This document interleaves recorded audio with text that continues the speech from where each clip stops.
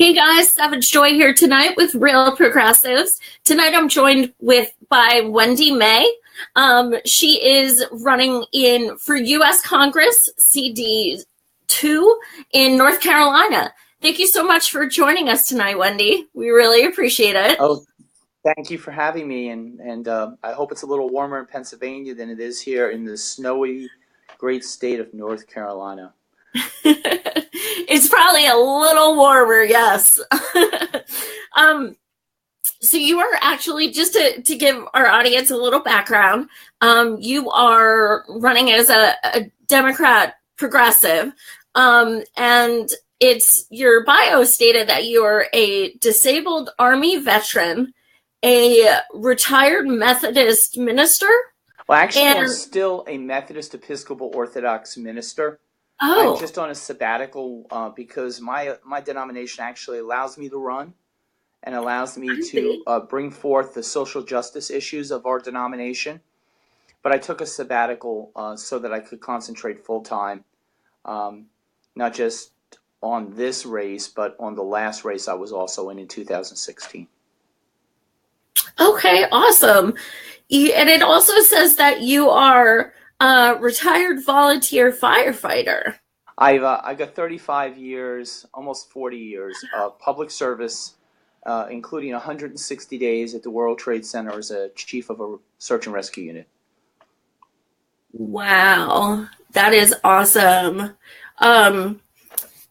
So as far as someone was telling me you have a really fascinating story about you would be the first LGBT person elected in your district, which is huge.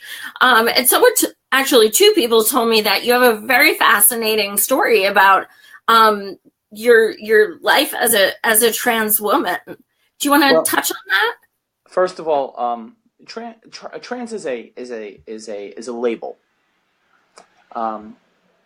Gender identifying myself just as a trans woman is unfair because I have a history due to the fact that I'm a vanishing twin. So I have known my whole life that I was a vanishing twin since I was 12, when I had my first quote-unquote experience as a woman.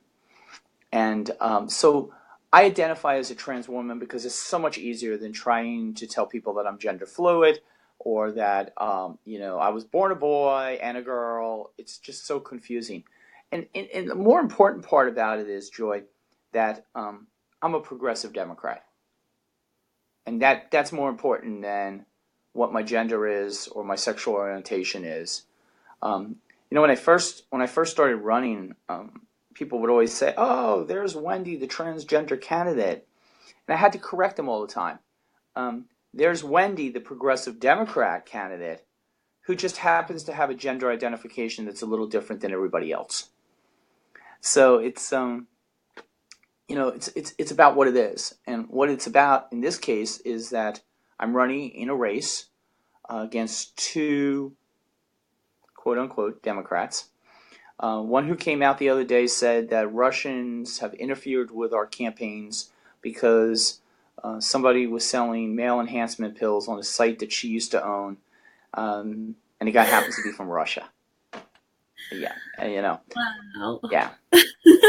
So, there's, and then the other one that I'm running against is a millionaire. And of course, in 2012 and in 2016, that millionaire voted Republican. So I'm the only progressive candidate in the 2nd Congressional District and proud to be that. Awesome. Yeah, I mean, I've been hearing that so much lately with the candidates I interviewed, that they're going against people who had recently voted Republican. Well, I'm the first to admit. I tell people this all the time, Joy. It's actually kind of funny. I tell people I used to be a boy and a Republican, and I'm a woman and a Democrat. So I know both sides of the fence. So I know their tricks. So that makes them worry because they can't pull the tricks that they think they can pull on other people because I know them. And, hey, look, I'm the first to admit that our party system is a failure. So right now, the tent that I belong to, the tent that is accepting and understanding, is the Democratic tent. If there was a party that really embraced people based upon their belief structure, I would be there. But right now, the choices are being an independent, which you'll never get elected. The unaffiliated here are treated so poorly.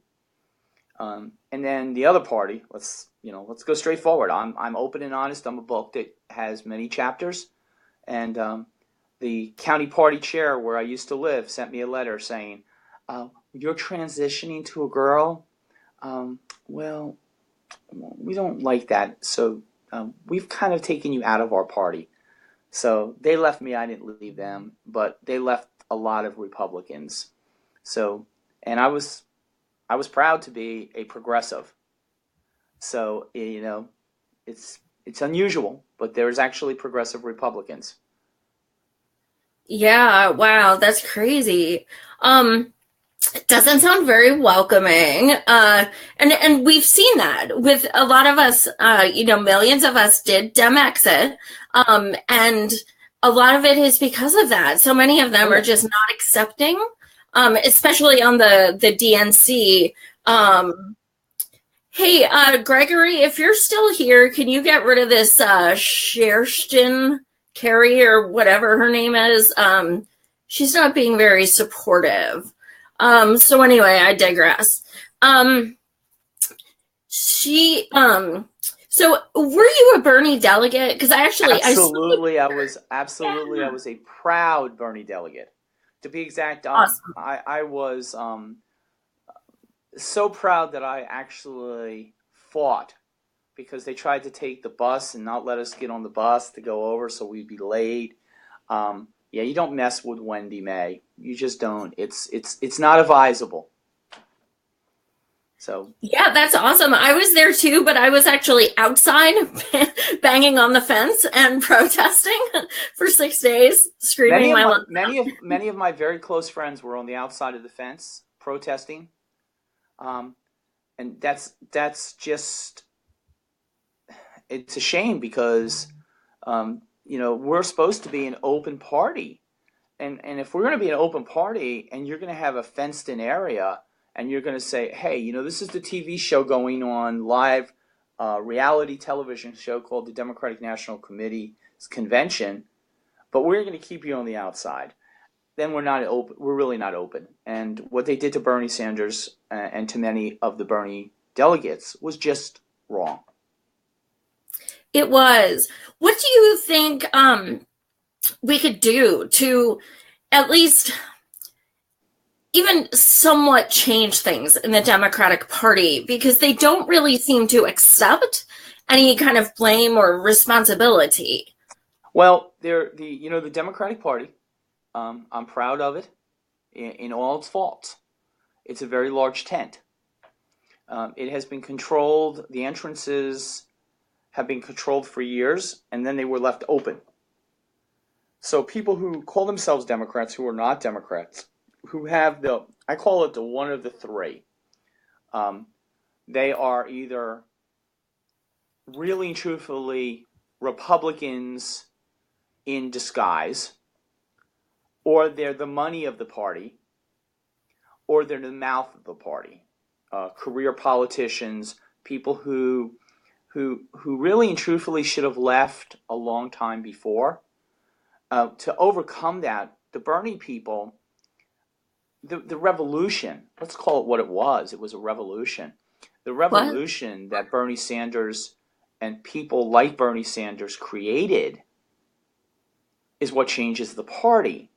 But you change the party on the grassroots level, at the precincts, at the voting districts. And then you get yourself into the next layer, which is your county, and then into the state, and then into the national. So right now, there's more Bernie delegates and Bernie people on the DNC than there ever had been progressives in the history of the Democratic Party. So we're making a change. Yeah. That is a very good point. I think people are definitely becoming awake now. Well, Um, that's the problem in 2016. It's how we ended up with 45.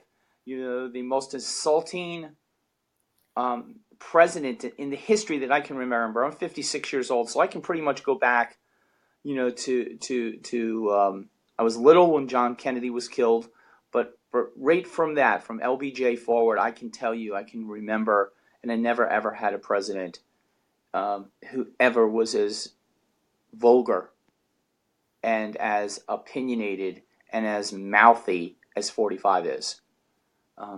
Just what he's done in the last couple days. Calling members of Congress names and saying they have no intelligence, and or calling a member of the Senate a Pocahontas, and things that he's done. Let me tell you what will happen when I get elected. Enjoy. It may not be 2018, but Wendy May's not going away. And Wendy May will fight until Wendy May is taken out in the box, because Wendy May will fight. But Wendy May gets to Congress, and if 45 is still there, I will support 100% the impeachment of him, based upon the grounds that he is a terrorist and that he has created treason in his position. And that's what we need to do. We need to elect people whose the first job they want to do is correct the mistakes when the wrong person got elected in the first place. do you think that Hillary would have been a good president? Well, here's what I did. When the convention was over and Bernie had given his delegates to Hillary, we're Democrats. Our job is to elect Democrats. I immediately notified the papers and made a statement for unity. Unfortunately, the other side didn't see that unity coming either.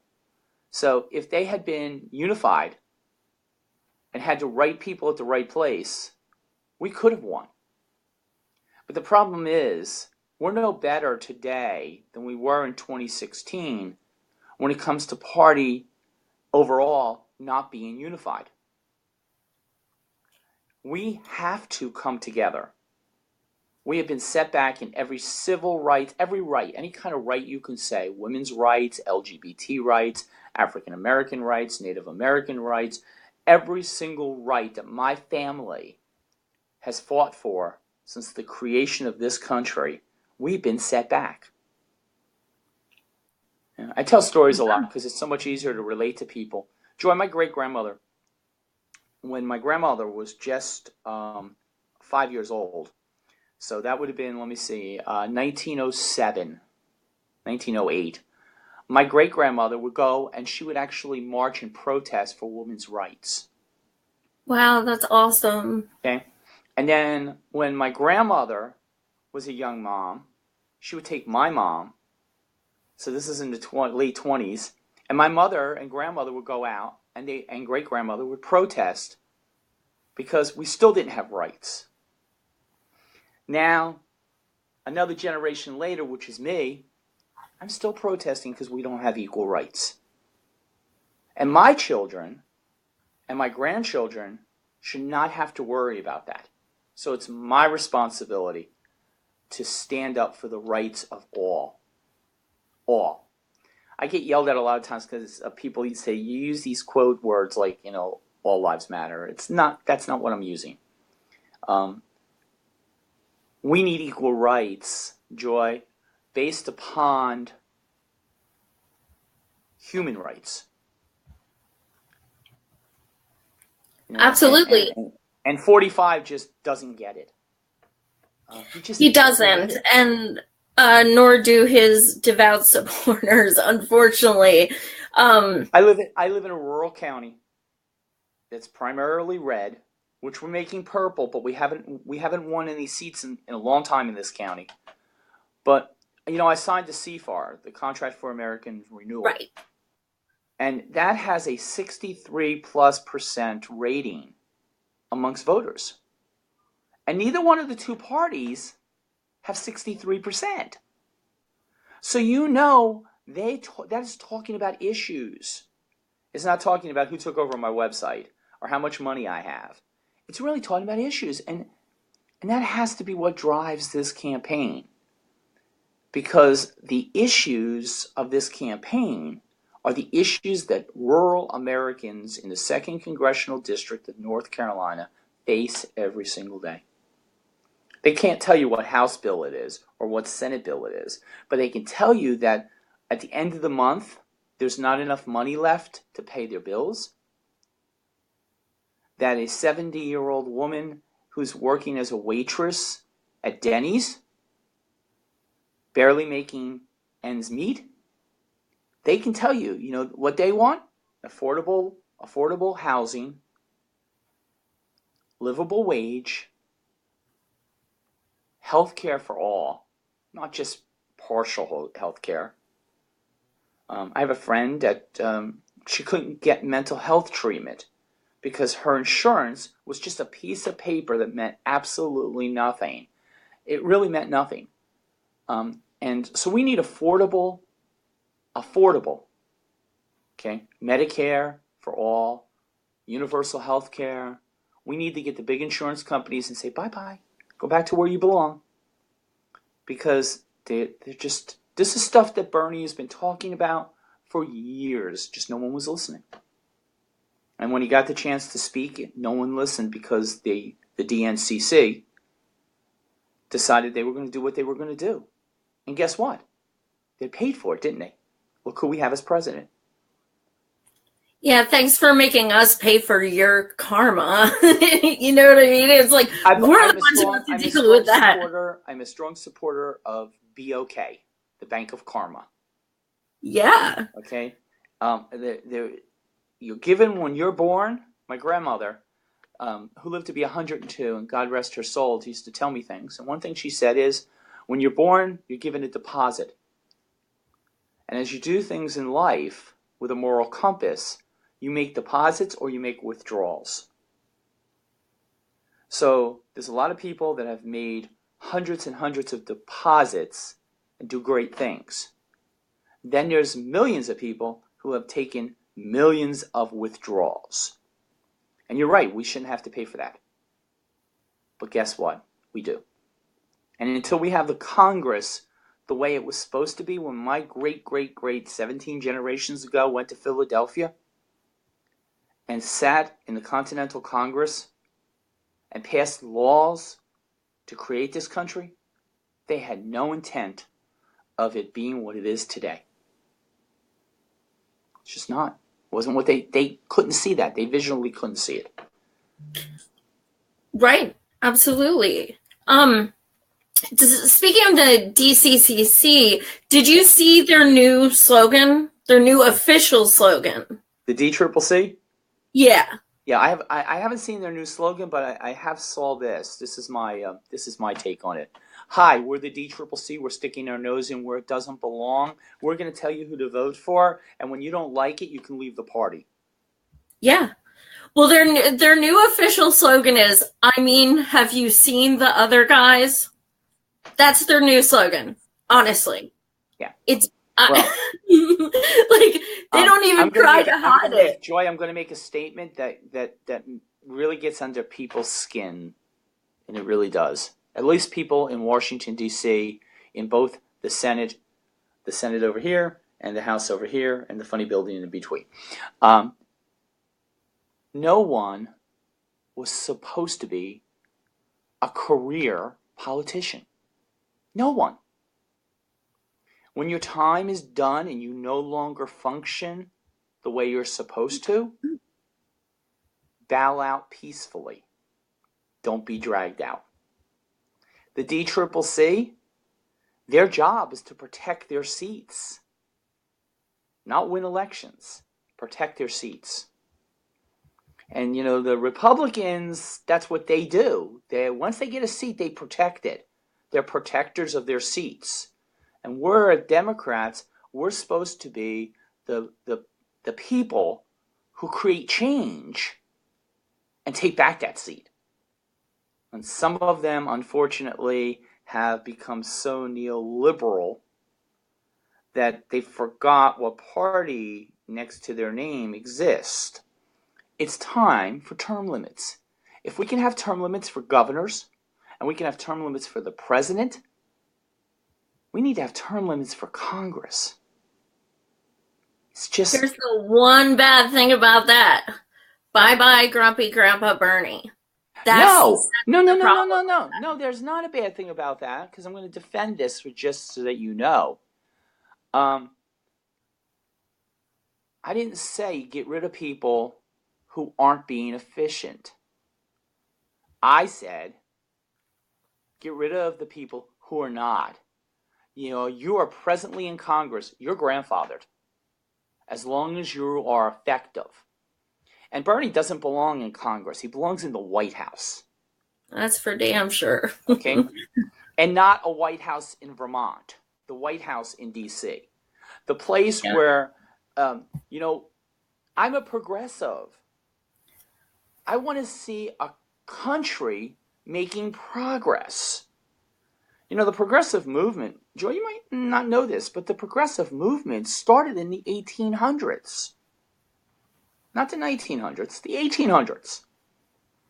Because we needed things like roads, and we needed things like schools, and we needed the things that made North Carolina the southern progressive state when I moved here. Today, we're not there. Our schools are terrible. We're not funding them. Our roads are horrible. We're not fixing them. My internet comes on a little box here because I live in rural North Carolina where there's not really good signal.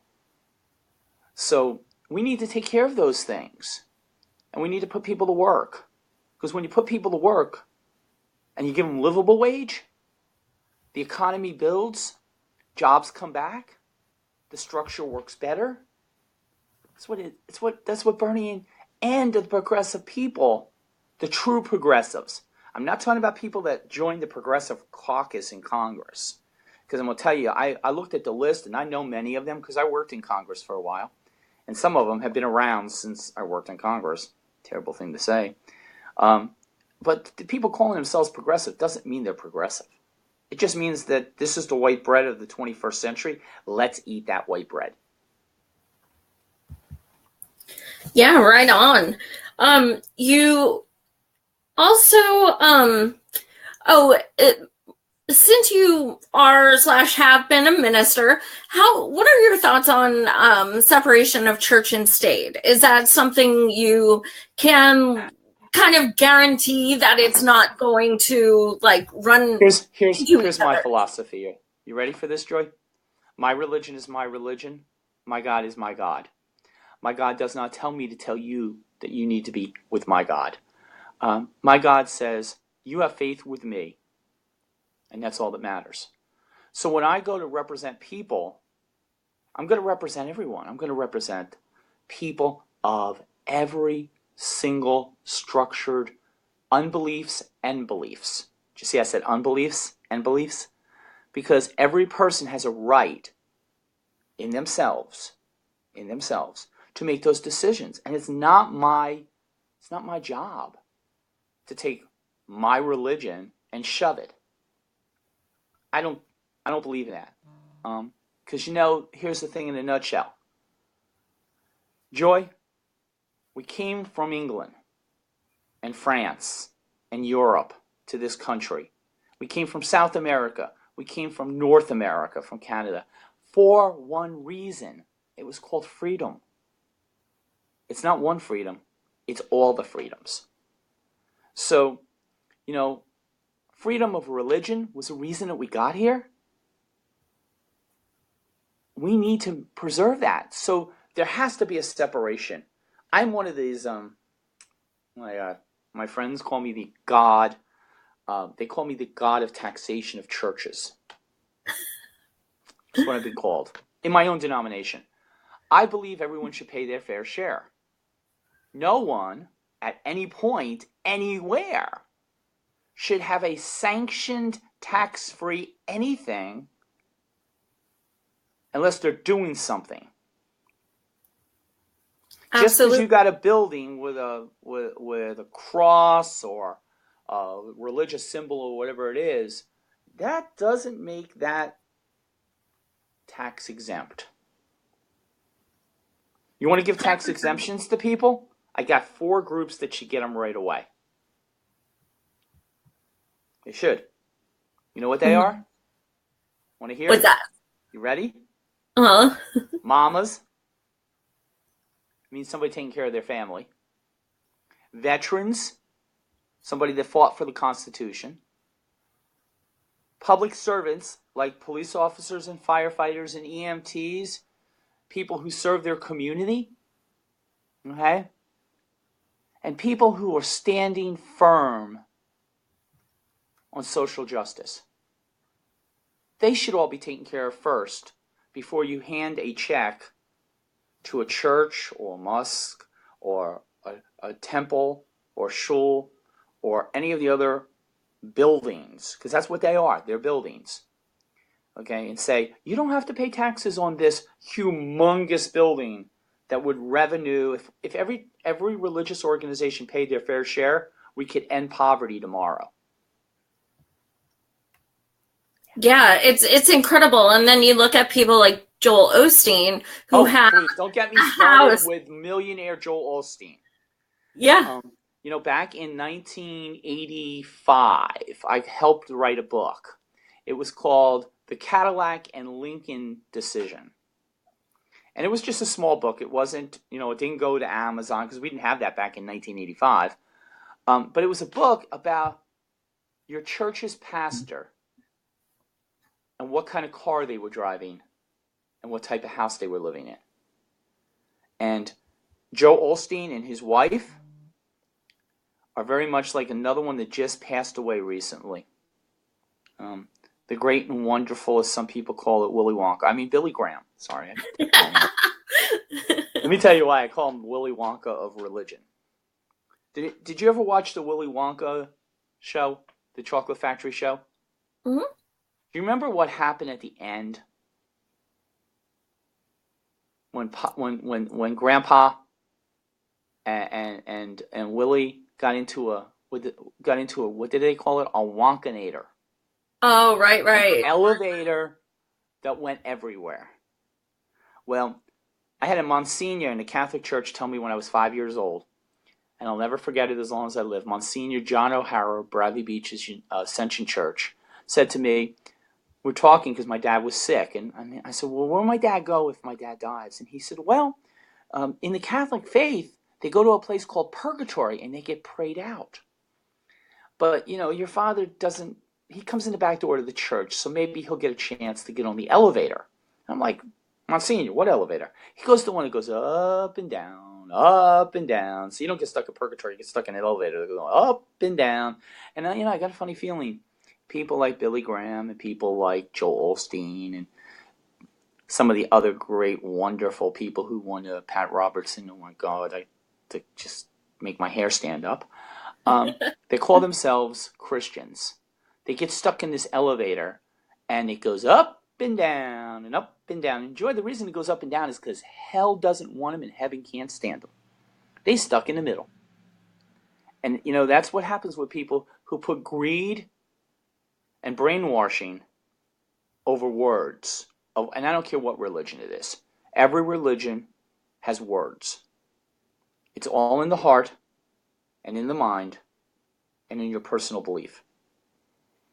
I have a lot of friends that are atheists and humanists. No, I'm saying I have a lot of friends that are atheists and humanists. I have a lot of friends who used to be and are now something else. We joke around in our ministry and we say, yes, we can always tell the ones that used to be Catholic. They show up on Sunday.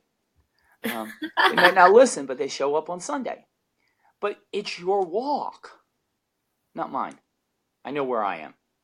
So the Monsignor used to tell me that purgatory was an elevator. And I remember to this day, up and down. He was like 4'11". So he used to do this, up and down, and take a puff of cigarette. Up and down, take another puff of cigarette. It was amazing. I was 5 years old, so he looked like he was 8'7".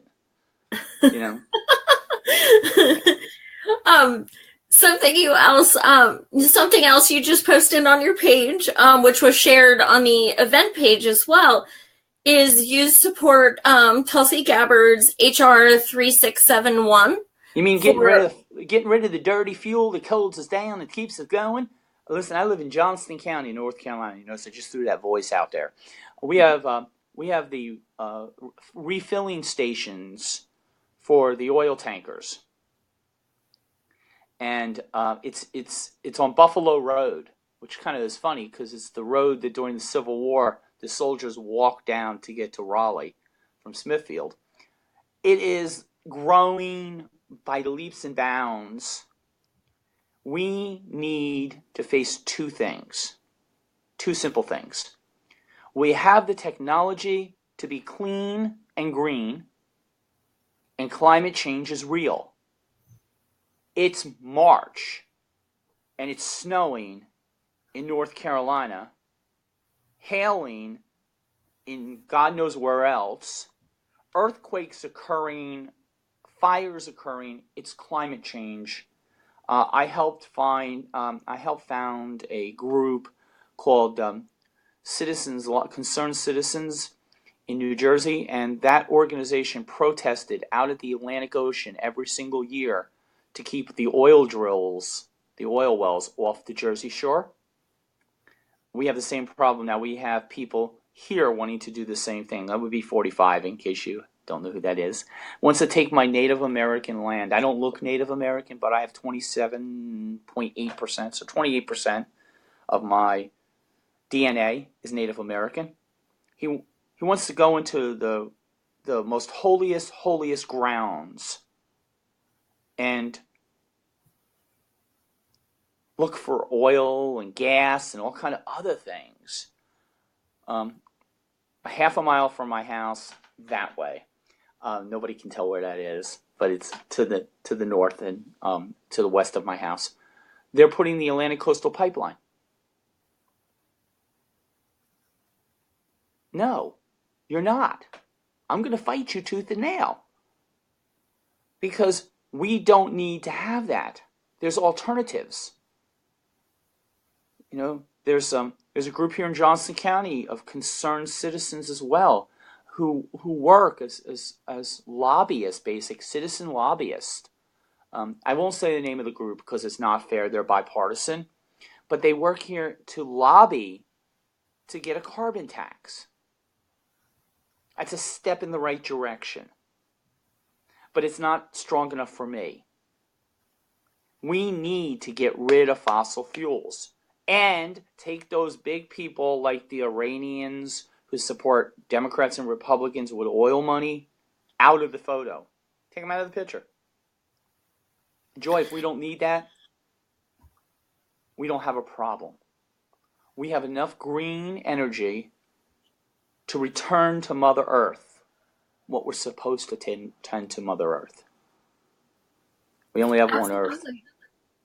We're in Pennsylvania. I actually went to a couple of weeks ago. I went to go visit some pipeline sites in Pennsylvania, and I actually learned that we're the second highest state. I couldn't believe it. I mean, Texas is obviously first, but yeah, Pennsylvania. Now you're in what section of Pennsylvania? I'm in Harrisburg area. Harrisburg, the great, wonderful capital, right next to Hershey, where you used to be able to actually go through a tour and actually see them making candy. Now it's just an amusement park. But not too far from where you are is a place called Cole Township, Coal Township, and Shamokin, Pennsylvania. Oh, okay. And it's just north of the Poconos, kind of. Mm-hmm. North of the Poconos. There's been a coal fire burning there for 80 years in a mine. That the town is no longer there. The ground is still so hot it sets things on fire. Just between the Poconos and Shamokin. So when are we going to learn? Look at the oil coming through Alaska and the damage it's done. Look at the pipelines that leak constantly to make one group of people richer. It's funny. Where is it? I'm looking for something because I thought it was hilarious. So I got my mail today. Can you see this?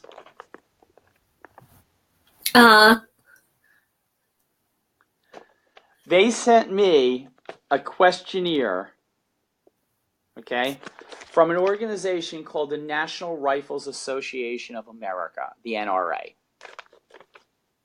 I was surprised it came today so I could use it for the show tonight. They wouldn't like any of my answers. Any of them. Yeah, I support the Second Amendment. Absolutely. I live in rural North Carolina where the police department is iffy at best. And I like my police officers.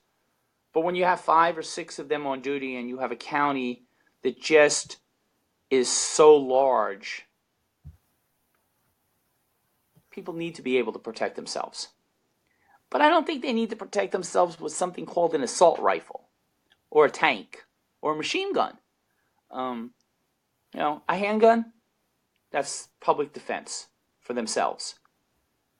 But my grandmother used to have, and you'll hear me talk about my grandmother all the time because my grandma was just a great lady. She really was.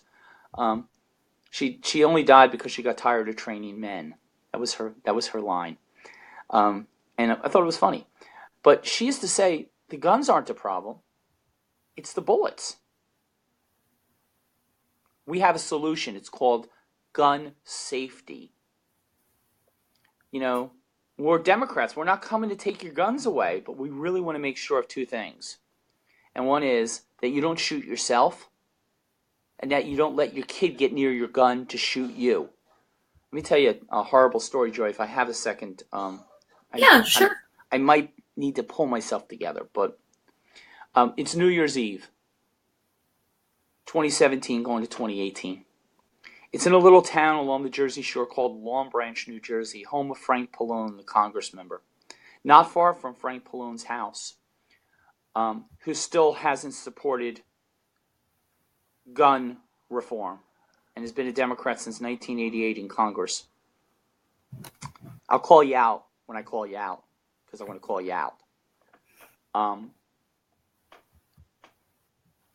A young child, teenager, who has a unfortunate illness called Asperger's, gets an assault rifle and kills everybody but his grandfather in the house on New Year's Eve. Now, it made news in New Jersey, but it didn't make national news. It didn't make international news. But he killed his whole family, his father, his mother, his grandfather's girlfriend. He killed the whole family with a weapon that shouldn't even been in the house, yet alone unsecured and available. This is why we need to look at laws. Here's a funny one. Somebody said to me, "Hey, Wendy, do you know that in Boston in the 1700s you couldn't have a loaded gun?" I said, "Yeah." They said, "How did you know that?" I said, "Because I was a firefighter. And see, what would happen is the bullets would explode and catch the house on fire." So we've had gun laws even back to the time of colonial time. And in the 1800s, the University of Virginia, I believe it was, had a law that said no guns on campus at all because they're dangerous. So this isn't something new, and this is something that's fixable because we're not taking your guns away, but we need to make sure that you use them safely, secure them properly, keep them away from people that don't need them. These are things that are just common sense gun laws. Just like common sense universal health care or free tuition for schools from the time you're in pre-K to the time you finish whatever degree you want.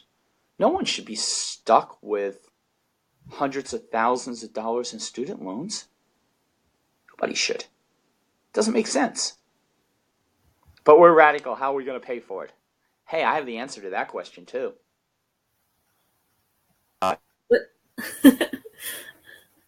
I do too. What's yours? Oh no, I think she's frozen. Are you still there, Wendy? Ah, you still there, Wendy? We'll give her a second. Hot damn, there's a lot of trolls in the comment section tonight. Nice. Thanks for holding it down, Jimmy. My word.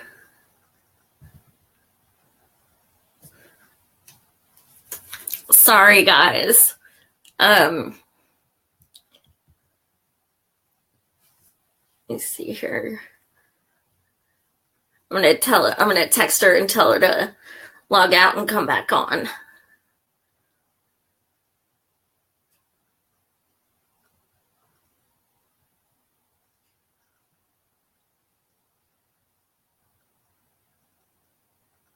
Okay.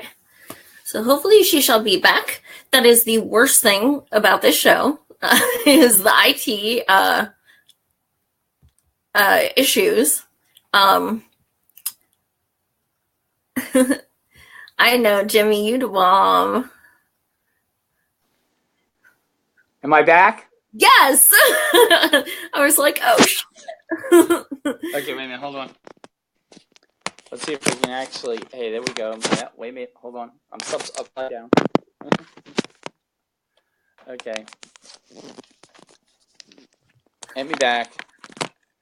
I all of a sudden, and you know, this is another thing. This happened last time too, so don't feel bad. It's just like, okay, Wendy, you're talking too much. Bye. Oops, got so I don't even know what you heard last. Well, we were talking about how to pay for these, you know. Yeah. It's real easy. Make everyone pay their fair share. Well, we actually talk about something a lot. Do you know what MMT is? MMT. Okay, let me see. MMT. No, enlighten me, because I might know it, and I might know it by something else. It's modern monetary theory. Okay. Yeah, so essentially, taxes don't fund federal spending. So it's different on the state levels or That's county correct. levels. Right, but as far as federal, we have the means to... We do. We have the means, and right. We also... But you see, the thing of it is, when we talk about means, and we talk about the IRS, the largest private collection agency in the world, that might have to end if we don't have income tax. Gee, sorry. Should never been there in the first place. It wasn't ratified properly. You know? It wasn't. So, but the ERA, they held up, but the income tax, they passed. Made a lot of sense, didn't it? Yeah, it's interesting that when you learn about MMT and you learn how, we have the capability to, they're fear-mongering this. We can't do this unless we cut this. And, it's not. There's a reason why other countries have the things we do not, because they're actually willing to use the money that they actually have at their dispense on their people, like humane people. Well, that's because in other countries, which will stay neutral and not call out my relatives who have the same last name as mine, in a country across the pond, who made a statement today about a drastic statement about, unfortunate things like people using weapons that are made in Great Britain. But yeah, people are people. They're not a commodity. Here in America, we're a commodity. And the problem that we have is the very rich have everything and the very poor have some things, but the ones stuck in the middle have nothing. That's why I'm a candidate running for the poor and the working poor. Because when I joined into this world, the Democratic Party was actually the working people's party. Joe the mechanic, Betty the beautician, Frank the plumber, as my friend Janice tells me all the time, don't forget Bill the fireman, or Nancy the nurse. These were people who were blue-collar workers, and that's where I come from. I'm a union member and proud of it. I come from a union family. I'm proud of it. To be exact, we have a truck stop. You might have one near you, a TA truck stop. Well, at our local truck stop here, the Kenley Petro truck stop, they have a restaurant called the Iron Skillet. And they have pictures of trucks all on the wall. And one day I was looking at one of the pictures, and I said, wait a minute, that's my grandfather's father. That's my great-grandfather and my great-uncle in the truck. So, they came here from Europe to make tombstones. And in the wintertime, it was too cold to make tombstones, so they went to work for a moving storage company. And here's a picture of them. A picture. Yes, I'm making sure I pronounced that correctly, because I had a lady in Bradley Beach, New Jersey, who would smack me for not saying picture. Yes, she was a librarian. Shirley Ayers. Lovely lady. She made sure I said picture. She says, because a pitcher is something that holds water or throws a ball. So, little things like that. But anyway, there's a picture of my great grandfather and my great uncle in a truck. 1,000 miles away from where they were, and I'm sitting there one day and I look up and I go, oh my God, this is how small of a world it is. So if we could be like other countries that treat people actually with respect.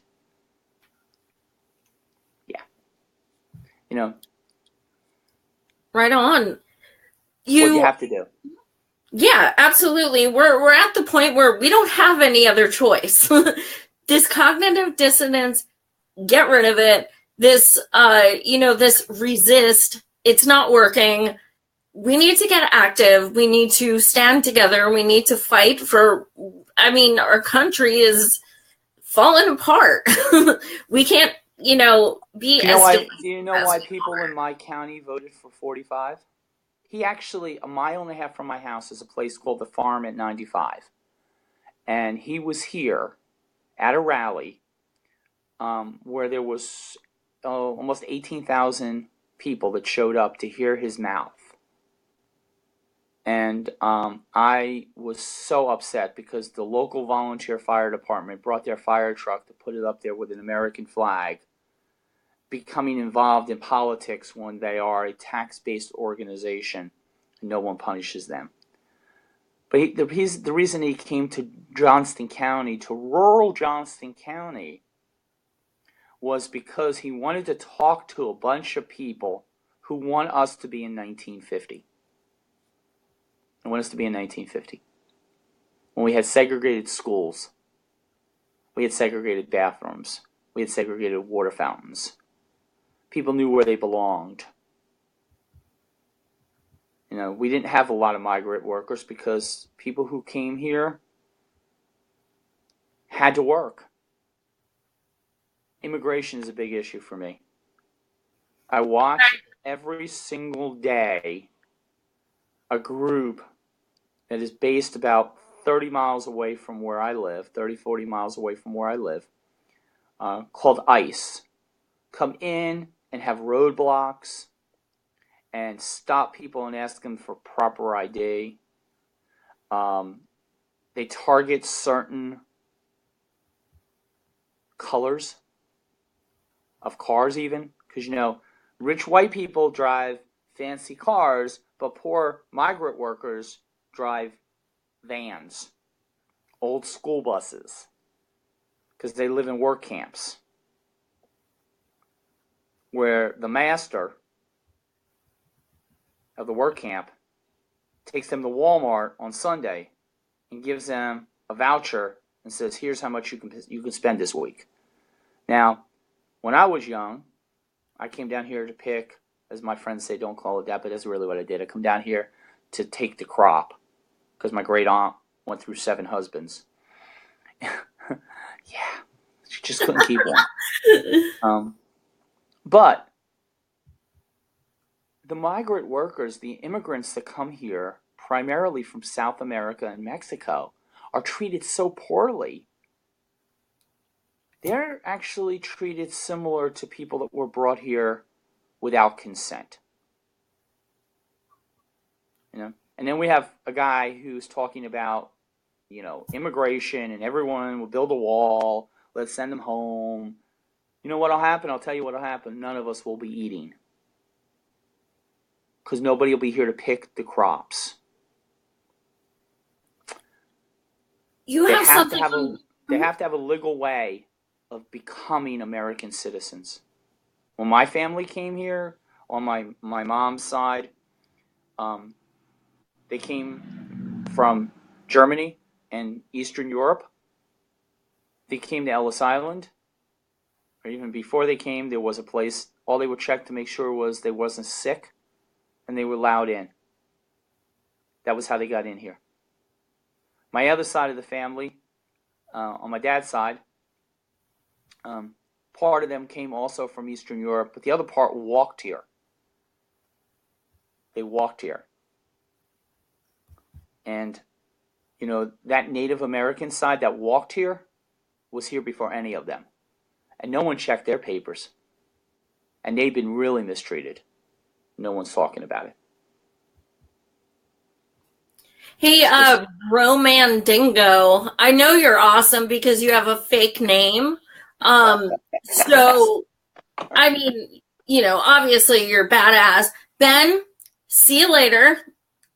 I won't miss you.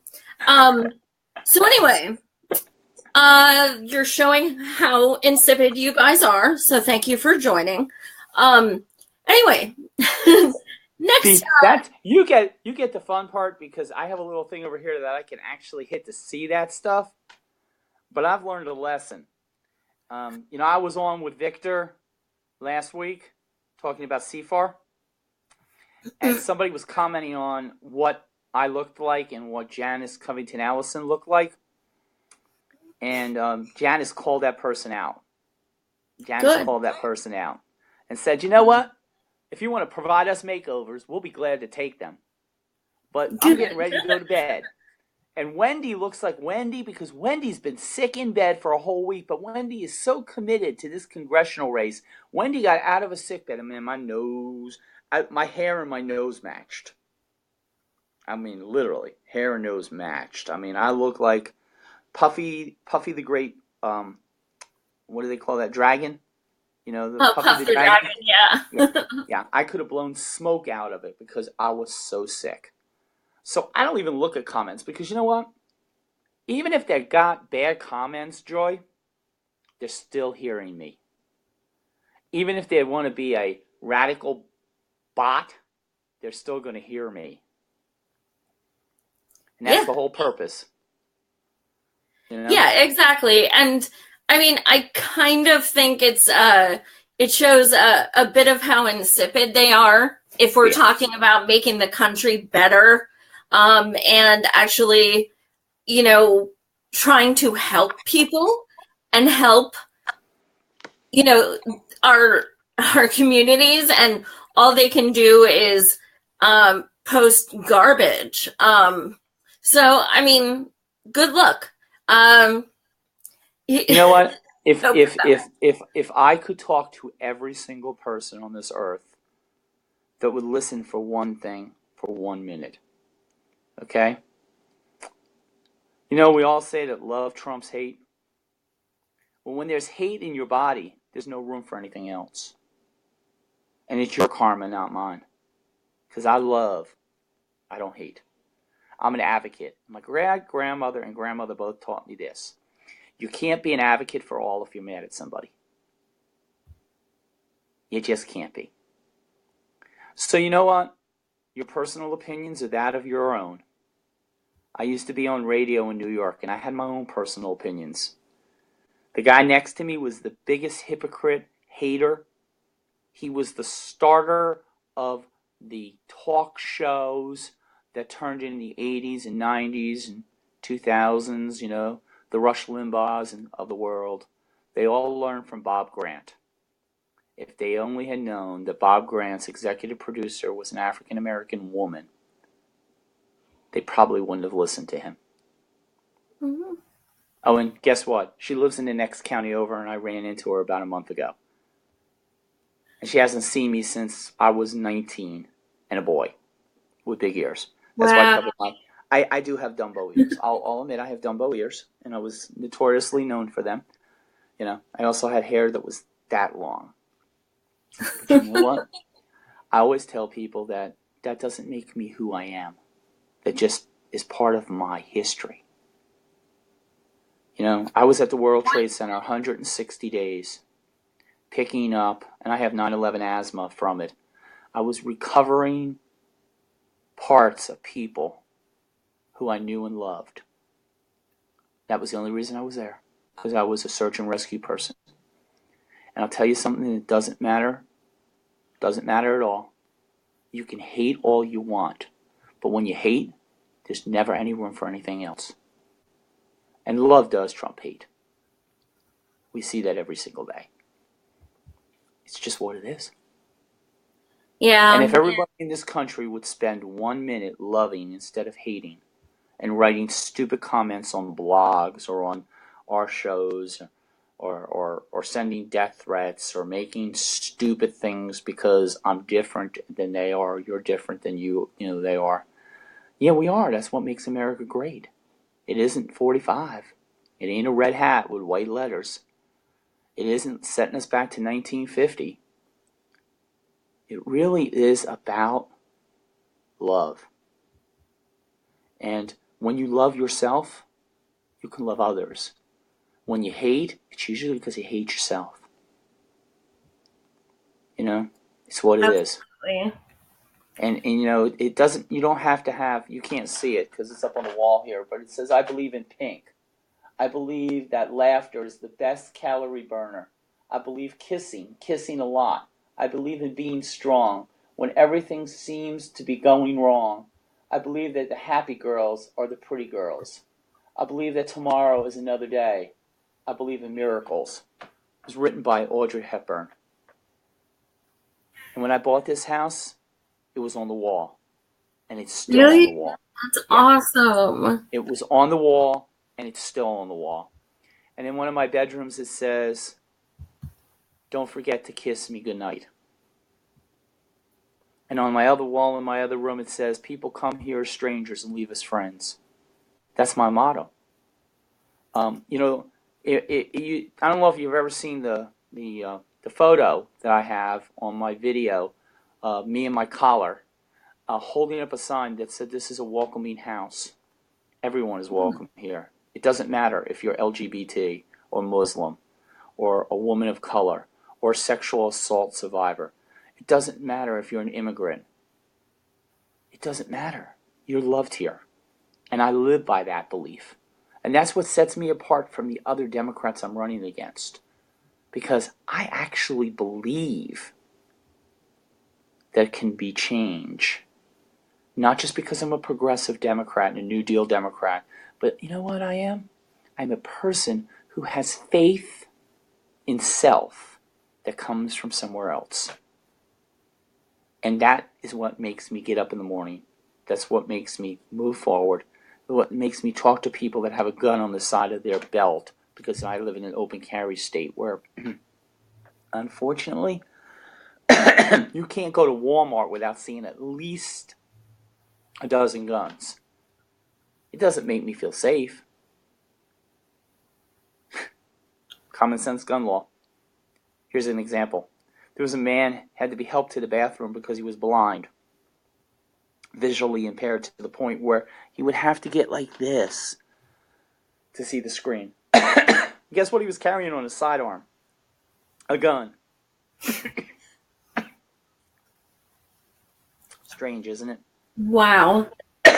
In America, where you have a right to bear arms, to form a militia, to protect tyranny. It's not about...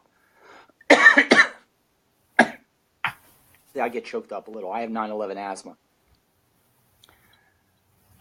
It's not about your right to bear arms. It's your right and responsibility. Smart woman. Has her cup right there next to her. My cup has runneth under. But it's about your rights and responsibilities. If you're going to have children, because I had foster children when I was first married, you take care of them like they're yours because they are yours. Why are we not doing something like giving a credit to them for taking care of their children and bringing them up and preparing them for life? Yeah, absolutely. When we talk about livable wage, okay, a small business owner may not be able to pay livable wage if they're not making livable wage, but the government can help.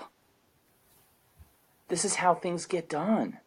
It's common sense. Absolutely. Something that many of the people in Washington, D.C. have seemed to forgotten. Right. I have my famous photo. I don't know if it's on here or not. I probably will be able to find it, but maybe not. I have this famous photo that I love so much that just makes me... See if I turn it. Can you see that photo? Oh, yeah, I saw that one. That's Congressman George Holding, the person I'm wanting to run against, sleeping while he's chairing the House as a senior member. He's chairing it and he's sound asleep. What does that say about our government? They don't care. They don't work 40 hours. We do, but they don't. So there's a lot of things that need to change, and that's why I'm a candidate with a contract. That's why I have a CFAR contract. That's why I believe that when I say I'm going to do something, it's not just my smoke and mirror words. Because guess what? I have a legal document that says, guess what? I'm going to do it. And if I don't, you can hold me legally responsible. And don't reelect me. Because when I'm not doing my job, which is to represent you, my neighbor, not somebody 2 counties away and 3 districts away, not just the 1 percentile that has the millions, not just the people who identify as one or the other, not just men and women, everybody in the United States. When you place your left hand on the Bible, you raise your right hand, and you promise and swear and affirm to protect the Constitution of the United States like I did when I went in the military. That means something. It means I care about you, and I don't care. You live in Pennsylvania. I want to be your representative, because when I get to Congress, I will be, even though I come from a district thousands of miles away. My job is to represent every person in the United States, legal or not, rich or poor, one nation or another, atheist, faith, Jewish, Muslim, Buddhist, doesn't matter. Because we're humans, and that's the race I want to win, because I want to represent the human race.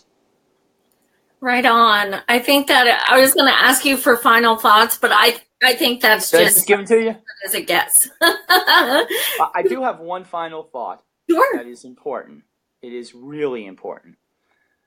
If we're going to change America, the United States of America, one nation joined together by common goals, we have to have those common goals. We have to be unified, that what affects me today in North Carolina could affect you tomorrow in Pennsylvania. Where there's an injustice to one, there's an injustice to all. And I'm like the NAACP. I got no permanent friends and no permanent enemies. I want to represent everybody because that's what it's about. Joy, it has to be about that. Think about the people that are working to get people like me, Wendy May, a U.S. Army peacetime veteran, 100% disabled, faith leader, firefighter, public servant, advocate for all, LGBT member. Think about all the people across the United States and the world who support people because they actually believe that we mean what we mean and we're going to do what we say and we're willing to write it on a piece of paper. I challenge every person who calls themselves a progressive to sign the CFAR. If you're a candidate and you don't have a CFAR, I don't think you're a progressive. I really don't.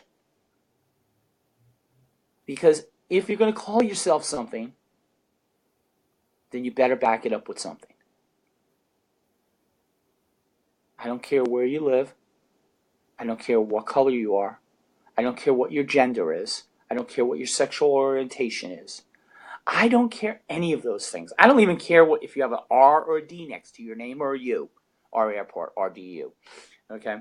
Funny that it was named that way. But I don't care where you fly into or fly out of. I don't care what car you drive. If you're going to call yourself an American, then act like one. That's my final thought. Awesome. Thank you so much for joining us. Do you want to give your website and Facebook and all that fun stuff? Well, it's really easy. It's really easy to find me. All you have to do now, as of today, because, I didn't want the Russians hacking my website, so we protected. Hey, I don't need male enhancement drugs. If I did, I know where to go. But my website is wendymayforcongress.com. Excuse me. It's like hot as could be in here. No, I'm not stripping, guys. But for $5, no, and 18 cents. Just remember, $20.18 will get you something called a progressive candidate that can win. But it's wendymayforcongress.com. And if you go there today, you'll see the new addition that was added, that we now have our feeds to both Facebook and Twitter on there. So when I'm tweeting at 3 o'clock in the morning, because I want to tweet the same time he does, so he knows that I'm awake, because I am awake, or on Facebooking, it's going to be on the website. So you can go there. You can donate from that page. We need help. We do. We're a progressive candidate. We're in a rural area. We need help. I'm not a beggar. I really am not. If you believe in what I stand for, $20.18 isn't going to kill you. It's not even a steak at Outback with a tip. Well, thank you so much for joining us again. I wish you the best of luck. I definitely encourage anyone in North Carolina to check Wendy out, and anyone watching, definitely share this and recommend all your friends in the area. Wednesday, I do have a gentleman running in Iowa, Pete D'Alessandro. Bernie personally endorsed him, and there's only like 6, so he's pretty rad. He's going to be. Is Pete the gentleman who was the coordinator for the Bernie delegates? Is that the Pete you're talking about? He was in Iowa, I believe. Because I think there's a Pete that was. I think he's from Iowa. But I'm gonna tell you now. That's Wednesday, right? Yes. So you don't get any time off, do you? Wow. I do 3 to 4 shows a week. Wow. I used to do 3 or 4 shows a week too. That was a celebrity in those days. Well, thank you. Thank you so much once again. And absolutely. Thank you guys for watching. And again, best of luck. And just remember this. as long as we have 2020 ahead of us, if we can get in 2018 and get some seats, then we can get 2020 rolling. You know, they talk about a blue tsunami and a blue wave, but in a bathtub, it doesn't really much matter if you have a blue tsunami or a blue wave, because it's just going to be in the bathtub. So, you know, resist, great things, but guess what? We do much better when we actually come out and vote. So wake up. Absolutely. Right on. Thank you so much, guys. And thank you so much, Wendy. You're welcome. Take care. You too.